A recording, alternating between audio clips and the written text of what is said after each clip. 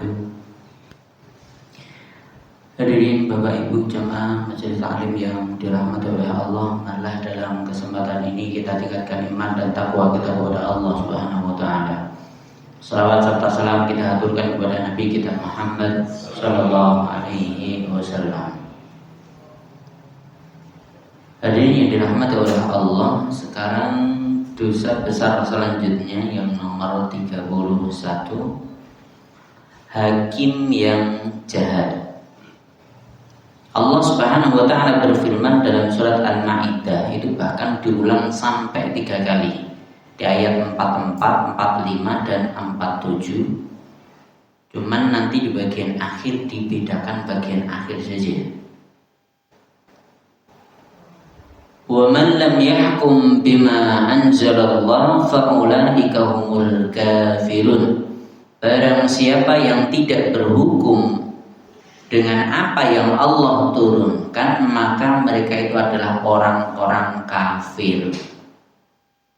Wa man lam yahkum bima anzalallah fa ulaika humudz zalimun. Barang siapa yang berhukum dengan selain hukum Allah, maka dia termasuk orang yang zalim. Wa man lam yahkum bima anzalallah fa ulaika humul fasiqun. Barang siapa yang tidak berhukum menurut hukum yang diturunkan oleh Allah, maka mereka adalah orang-orang yang fasik. Al-Hakim meriwayatkan dari Thalhah bin Ubaidillah radhiyallahu anhu dari Nabi sallallahu alaihi wasallam, dia pernah bersabda, Allah tidak akan menerima salat seorang penguasa yang berhukum menurut selain yang diturunkan oleh Allah. Penguasa berhukum dengan aturan selain aturan Islam, itu jelas akan sholatnya tidak diterima. Ini sholat, apa namanya sholat? Kalau sholatnya tidak diterima, nggak mungkin masuk surga. Padahal sholat adalah tiang agama. Di sebuah hadis diriwayatkan dari Buraidah oleh Hakim dan dinyatakan sebagai hadis yang sahih, bunyinya, hakim itu ada 3. 1 masuk surga, 2 masuk neraka. Hakim yang pertama adalah dia mengetahui kebenaran dan menerapkan keputusan berdasarkan kebenaran itu. Tahu ini hukum Allah, tahu itu, lantas dia digunakan untuk menghukumi. Maka dia akan masuk ke dalam surga. Adapun yang kedua, seorang hakim yang mengetahui kebenaran tetapi dia menyimpang darinya. Tahu kebenaran tapi menyimpang, nah dia masuk neraka. Enggak mau menggunakan hukum tadi untuk menghukumi di masyarakat misalnya, dia masuk neraka. Hakim yang ketiga, hakim yang menetapkan keputusan tanpa ilmu.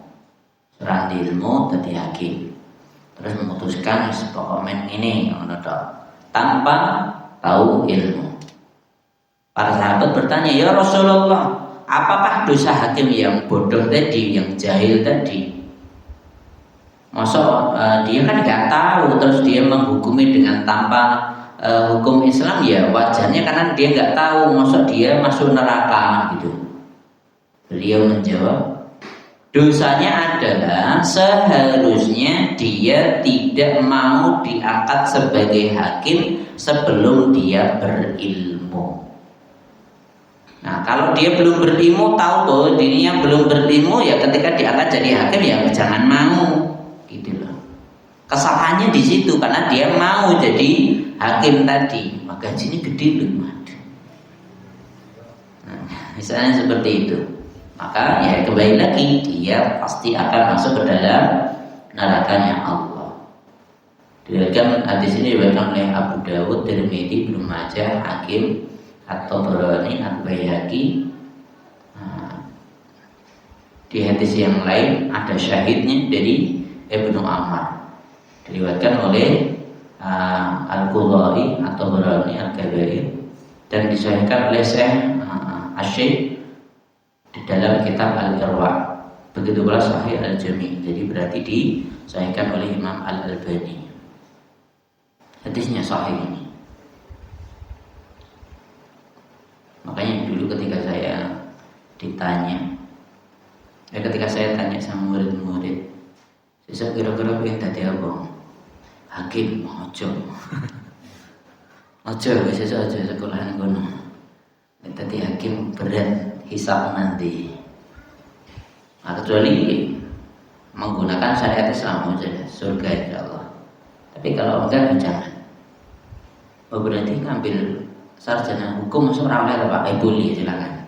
Tapi yang penting kowe sesuk aja jadi hakim atau pengacara. Wis jelas ini masuk neraka. Abu Hurairah meriwayatkan bahwa Rasulullah SAW bersabda, "Man ju'ila qadiyan bainan nas faqad dhubiha bi ghairi sikin."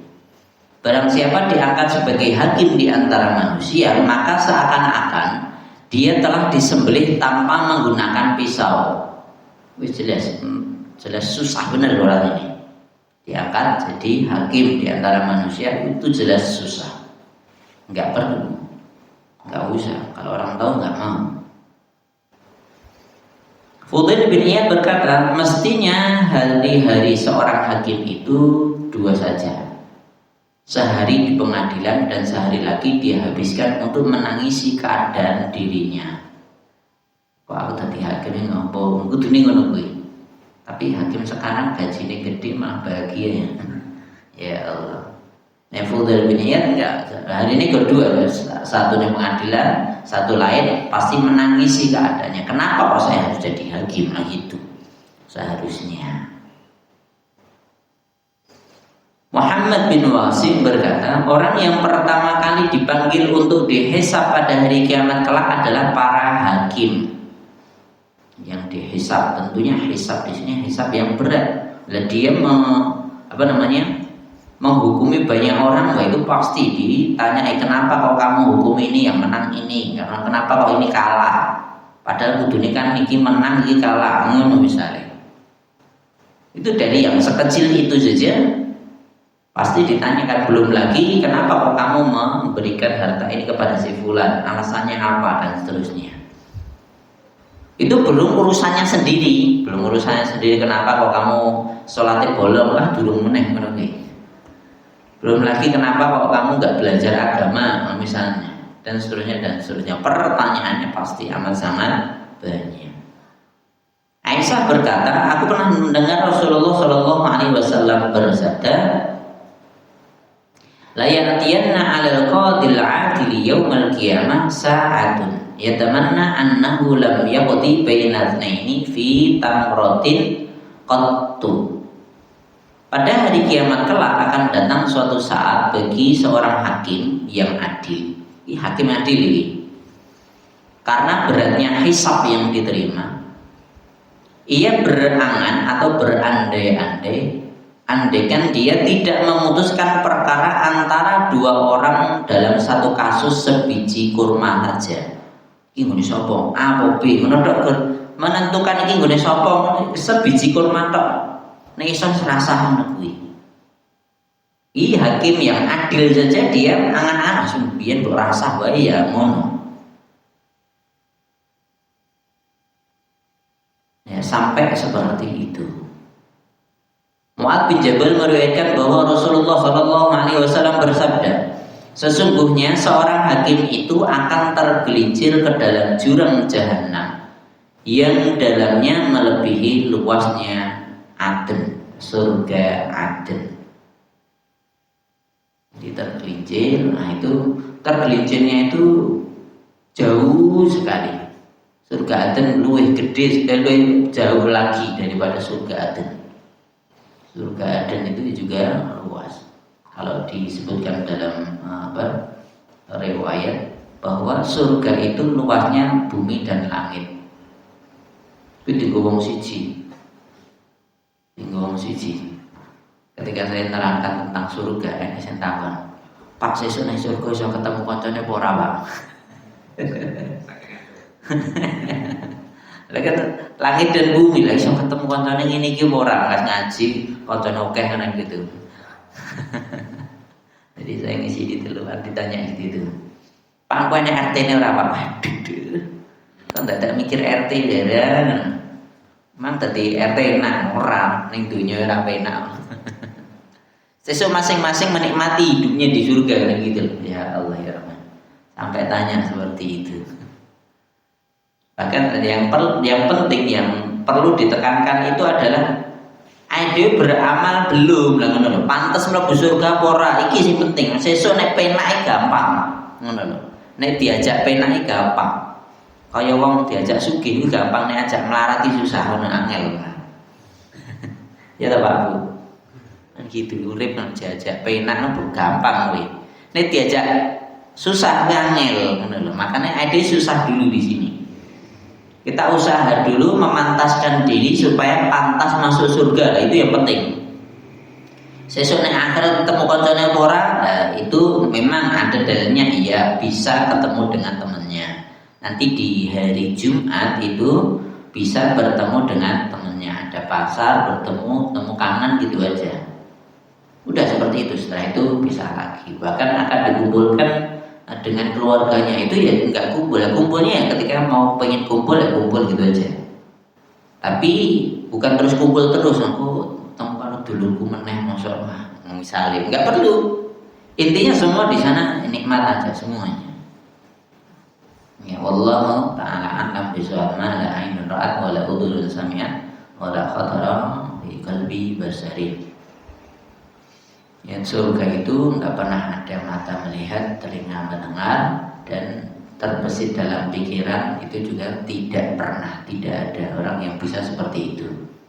Bahkan jangankan terbesit, mikir surga sesuk pohon itu dahannya dari emas lebih.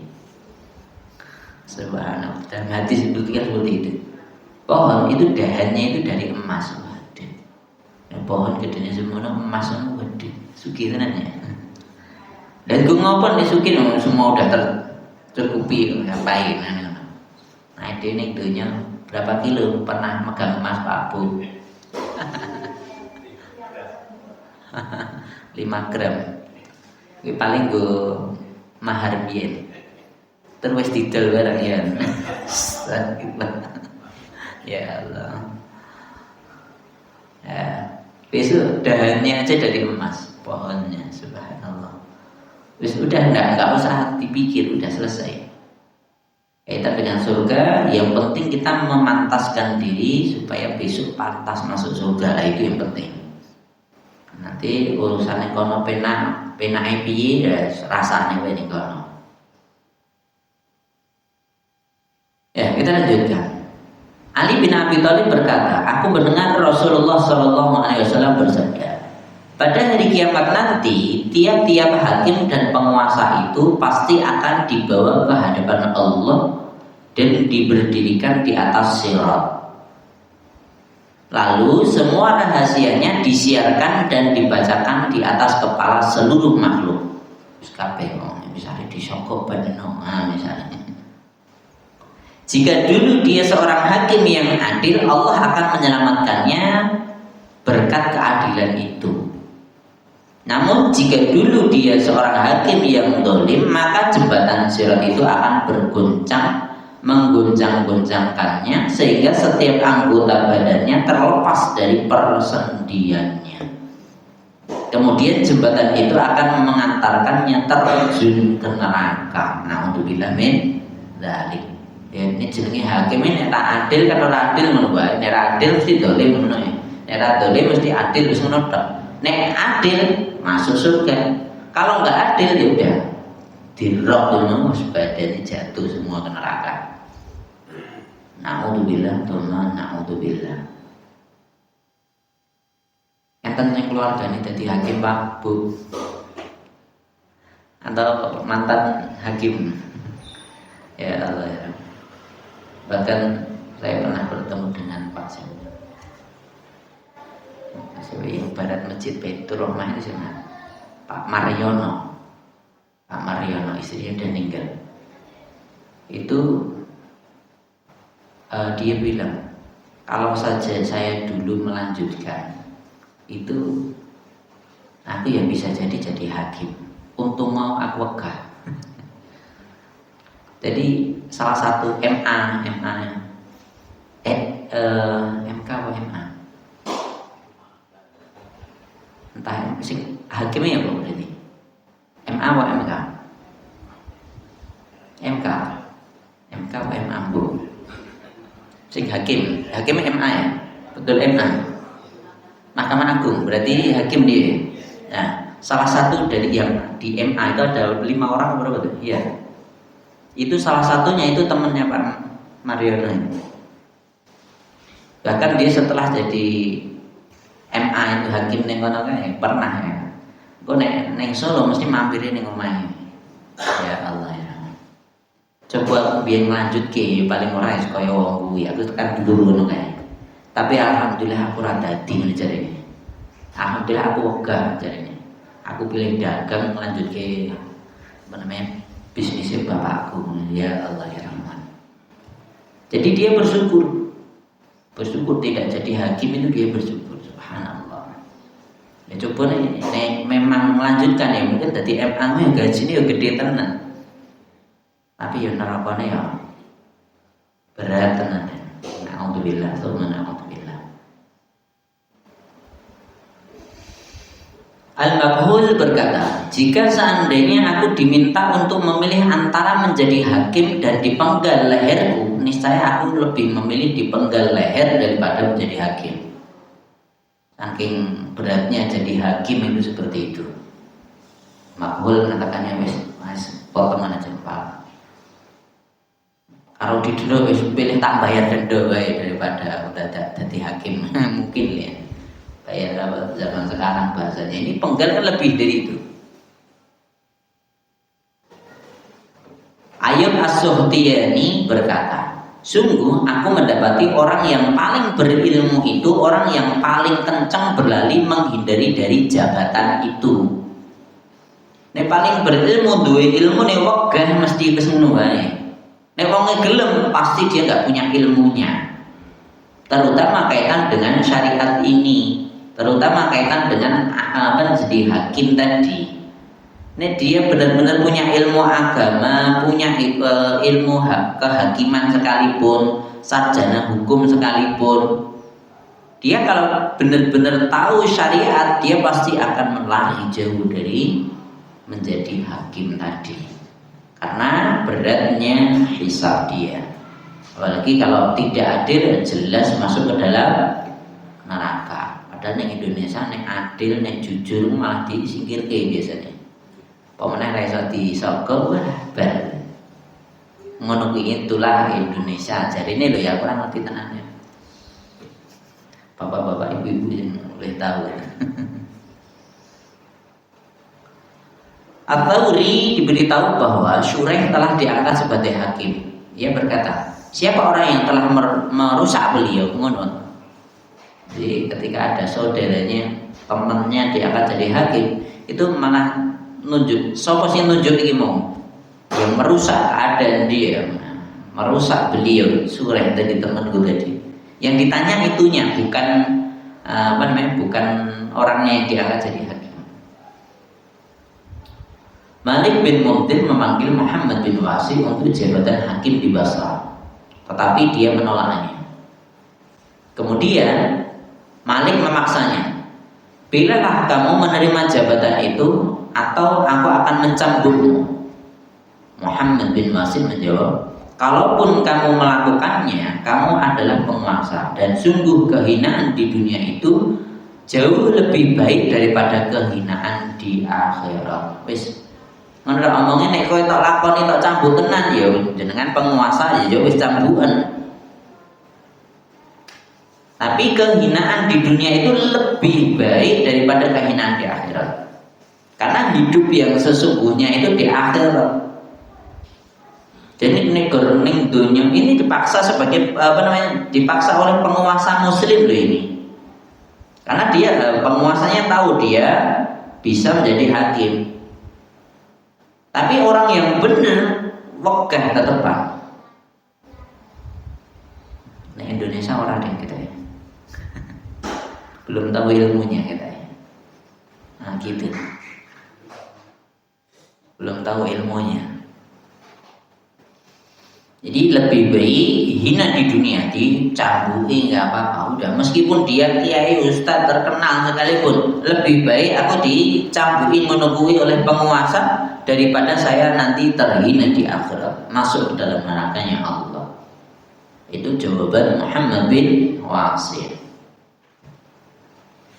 Selanjutnya Wahab bin Munabbih berkata, jika seorang hakim berniat akan berbuat dolim atau melakukan satu kedoliman, niscaya Allah akan memasukkan kekurangannya ke dalam masyarakat negerinya, sampai ke dalam pasar, rizki, tanaman, ternak, dan segala sesuatu.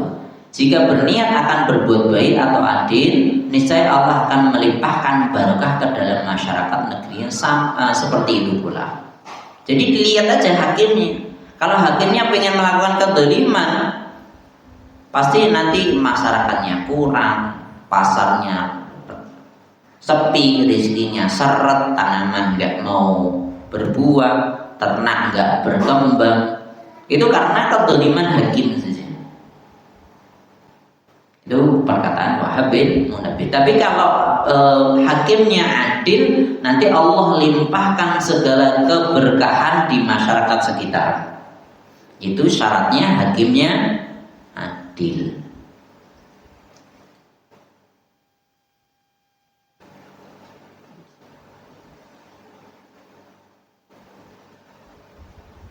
Suatu saat gubernur kota Hims mengirim sepucuk surat kepada Khalifah Umar bin Abdul Aziz yang isinya, amma ba'du, sesungguhnya kota Hims telah hancur dan membutuhkan perbaikan.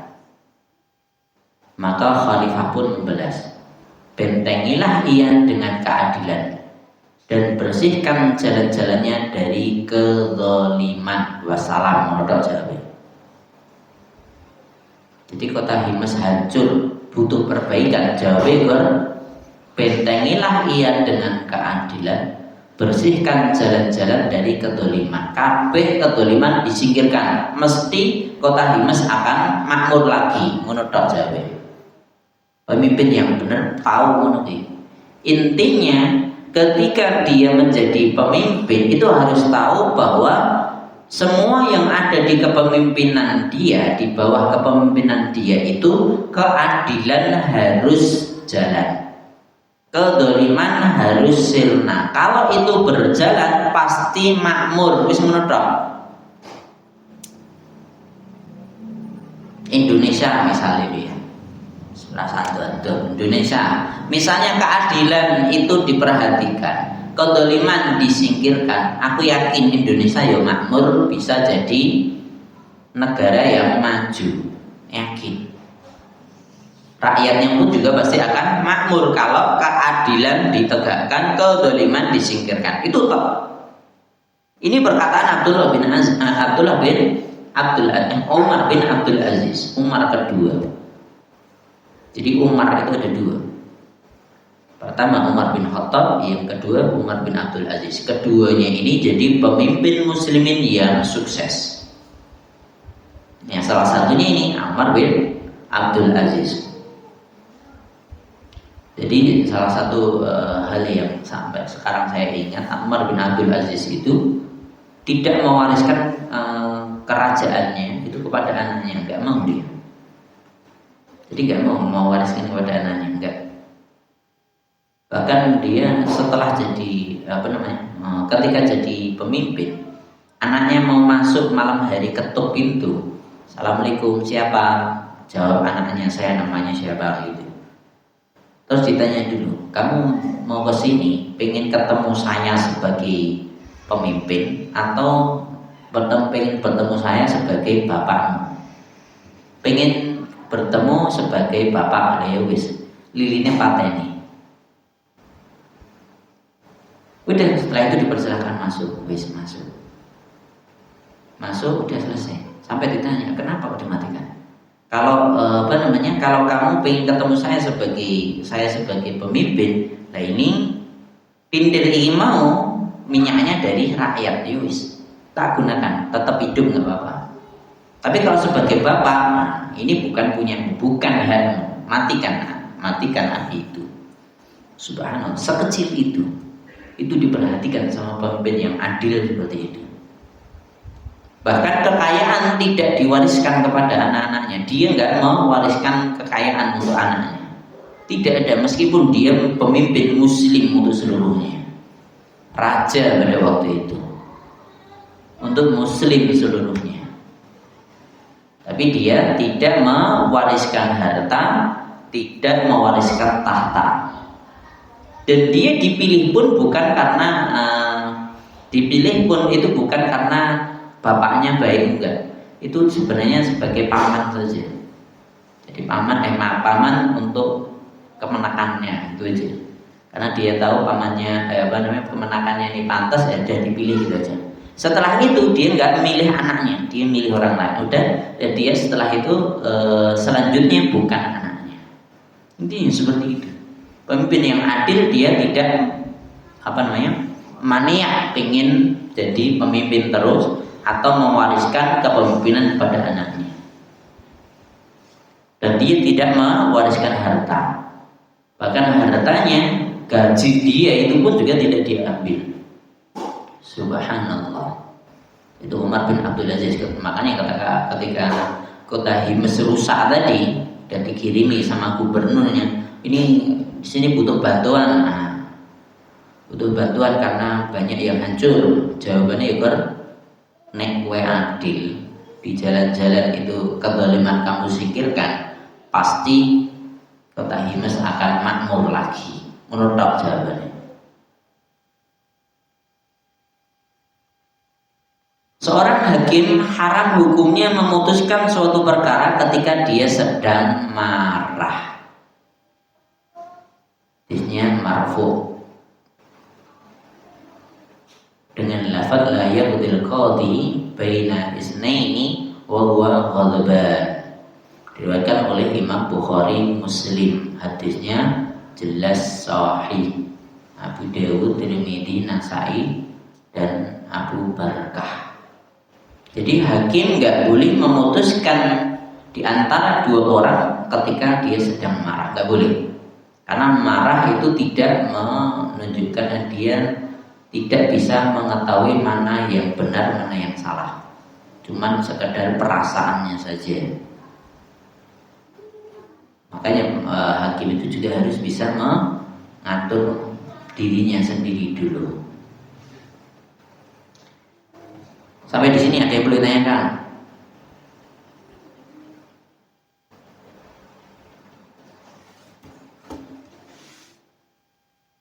Monggo silakan.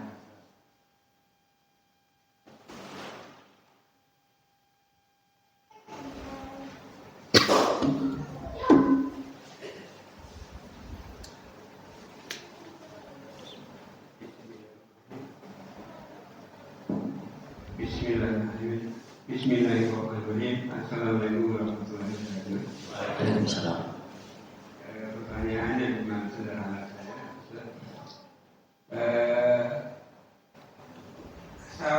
Selama ini atau baru-baru ini saja kita hanya membicarakan masalah hakim. Sedangkan di Indonesia kan ada beberapa yang mengurus mengenai perkara-perkara, misalnya jaksa gitu. Jadi jaksa belum pernah disebutkan, cuma hakim saja. Apakah jaksa itu tidak termasuk gitu dalam kelompoknya pengadilan begitu? Cuma itu saja. Jadi gini, kalau yang saya baca itu hadis-hadis tentang hakim. Hadis-hadis tentang hakim. Adapun kanan kirinya hakim itu banyak. Ada jaksa, penuntut umum, ada pembela ya, pengacara misalnya, dan lain sebagainya. Itu nanti kan ada kaitannya dengan itu semua. Begitu pula misalnya ketika sekolah ke hukum, itu nanti kan ada yang jadi hakim, ada yang jadi jaksa, ada yang jadi pengacara. Nah, itu semua masuk di sini. Jadi kalau di dalam hadis ya nggak disebutkan pengacara atau jaksa orang lain, cuma disebutkan hakim, itu aja. Yang tertinggi, nanti yang bawahnya semua masuk di situ. Semua masuk di situ. Paham ya saya sini? Semuanya. Hakim atau jaksa penuntut umum atau pengacara, semuanya. Bahkan ketika jadi pengacara itu kan ya tergantung sing bayar dia siapa kan ngono tetep. Ya sing bayar wong bener, nek bener tak bailo, nek orang aku wegah mosok ngono. Sebagai pengacara misalnya. Sebagai pengacara ahli hukum atau apa ya? Hukum tata negara atau yang lain sebagainya. Lah dibayar ya karena sing bayar sapa ngono bae. Nah seperti itu bagaimana? Nah ya wis. Berarti dia ya sesuai dengan amalannya. Kalau dia membela orang yang salah ya udah selesai. Neraka jelas. Kalau nggak cuma sekali dua kali kan sudah dalam, sekali saja berat. Tadi hakim yang adil saja itu dia berangan-angan kalau tidak kalau dulu di dunia tidak menghukumi, memutuskan perkara kaitan dengan satu biji kurma tok. Nah, hakim saiki wah kerjaannya jadi hakim bentino ngadili waduh berat. Paham ya saya? Silakan. Apakah mungkin tidak ini yang dimaksud tadi dengan hakim yang dimaksud tadi memang hakim karena hakim itu sebagai penentu suatu kebenaran. Yeah. Kalau jaksa ini kan mereka itu mestinya menuntut keadilan. Jadi mungkin betul tadi di dalam yang tadi disampaikan bahwa posisinya yang paling tinggi menang itu di hakim. Karena kalau jaksanya menuntut untuk suatu keadilan gitu. Yeah. Kalau mungkin polisi itu ya menyajikan suatu tindak pidana atau kasus, kemudian jaksa yang menuntut, hakim yang memastikan kebenaran itu. Mungkin maksud makanya hakim posisinya dalam yang paling tinggi untuk sanksi hukumnya. Iya. Begitu pula nanti kaitan dengan apa tadi? Jaksa tadi itu kan nuntut. Bahkan orang salah ya bisa dituntut. Kan ngono masalahnya. Dengan berbagai bentuknya, dengan berbagai alasannya. Orang salah ya bisa dituntut ning Indonesia contohnya oke. Wingi akhirnya diselesaikan. Enten toh? Orang salah tetap diadili, orang korban pisan pengadilannya. Akhirnya sama presiden anulir suruh berhenti pengadilannya. Kan ngono, pasti ada jaksanya di situ. Nuntut orang nggak salah saja dituntut dengan dia bisa jadi. Ya semua itu tergantung dia benar atau salah udah gitu toh. Mau dia nuntut atau yang dituntut atau yang dia bela orang salah atau yang semuanya. Ketika itu salah udah selesai. Makanya kita harus membela yang benar, bukan membela yang bayar. Menurut maju tak kentar membela yang bayar nih Indonesia tadi. Kita ya. Lah aku nek ra ngono ya ramangan waduh piye to iki. Lah sing ngeki mangan jenengan iki sapa ngono lho. Bos e waduh. Sing ngeki mangan sing ngeki rezeki itu Allah. Nek jenengan tidak sesuai dengan aturan Allah berarti ya Allah pasti marah sama kita kan gitu. Mau dipecat bos lah ya wis. Lah terus bagaimana aku harus baca sekolah hukum nih Pak? Ya kamu jadi apa namanya? Orang-orang atau yang bela orang yang benar. Misalnya mungkin pernah saya sampaikan di sini. TPM, tim pengacara muslim itu ada. Itu bela-bela ustaz-ustaz, kiai-kiai sing dilebok ke penjara, itu dibela sama dia. Sama kelompok ini.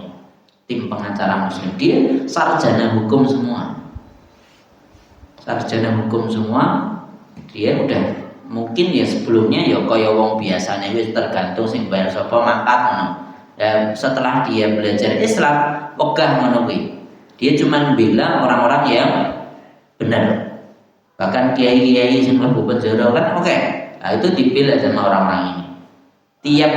Tiap kota ada pembelanya, tiap ada timnya ini. Bahkan timnya ini bela ngono ki ra njaluk bayaran. Subhanallah. Jadi ada orang seperti itu.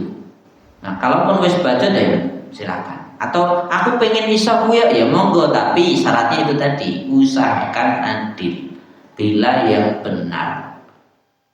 Udah selesai. Seperti itu. Pak neng Indonesia ini nek kabeh wong megah dadi hakim terus ya hakime remo kabeh no Pak ngono misale lho. Atau dengan berbagai alasan.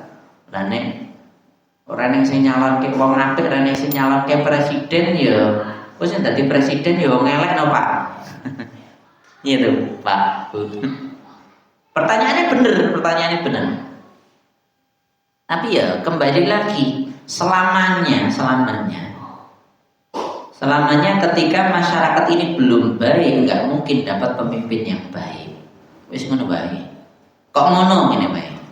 Sejak zaman dulu persentase antara orang baik dan buruk itu pasti banyak orang buruk.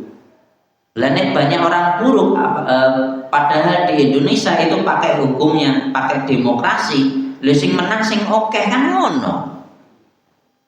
Sing menang sing oke, lah sing oke wong elek lah ya wis. Wis ngono wae. Paham ya sampai sini ya? Lah iya ngono. Pemimpinnya tetap elek lah ya wis wae pemimpinnya sapa wae ya.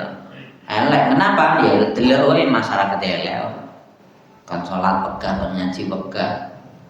Kita Islam ra gagas Islami. Kalau belajar kaitan dengan hukum-hukum seperti yoga, terus jadi pemimpin. Nah iya wes sekarang akhirnya terus jadi pemimpin. Nah iya wes. Dan sing milih wong-wong elek itu mesti wong-wong elek mau wes ngono. Kan ngono. Hakim pun juga sama. Bisa jadi hakim deh mesti. Bahkan berapa banyak baru siang tadi aku biar nanya om cerita. Jadi tampil dia teman bapak saya dulu. Jadi saya hari Jumat ketiga itu ngisi di Telopong Dr. Un Solo Baru itu masih ke selatan dikit. Nah situ habis khotbah Jumat udah selesai Jumatan. Setelah itu ngobrol-ngobrol.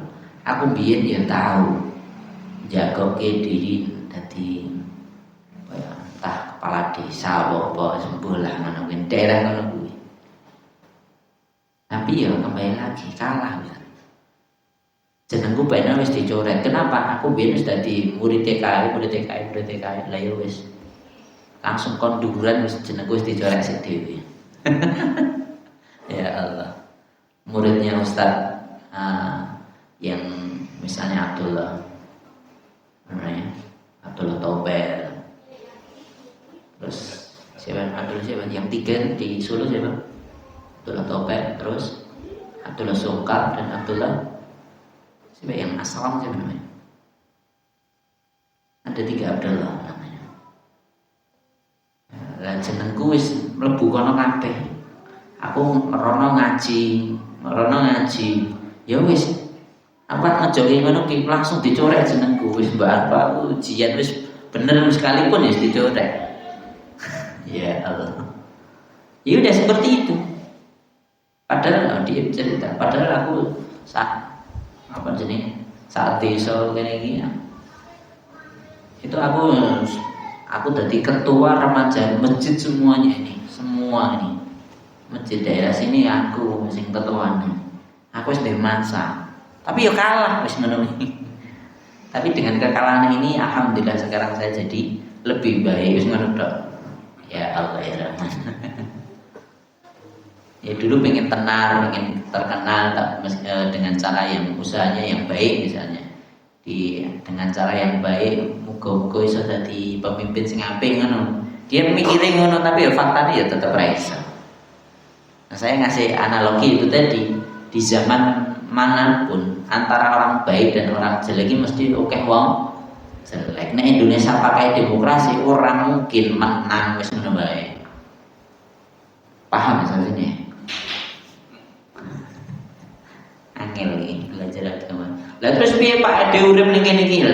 Nah yo wis urip bae, kita pelajari agama, jalankan agama dengan baik sesuai Quran, sesuai sunnah. Terus nek kerja ya boleh sing halal, wis ngono wae. Rasa dadi hakim bos dan seterusnya tadi, kecuali sing adil dengan ngono. Kita harus tahu rambu-rambunya dulu. Jadi itu. Paham sampai sini? Ada yang perlu tanyakan, Bu? Nanti ibu-ibu menawannya apa? Mau tanya apa ini? Biasanya ngelanang yang baru sini lagi.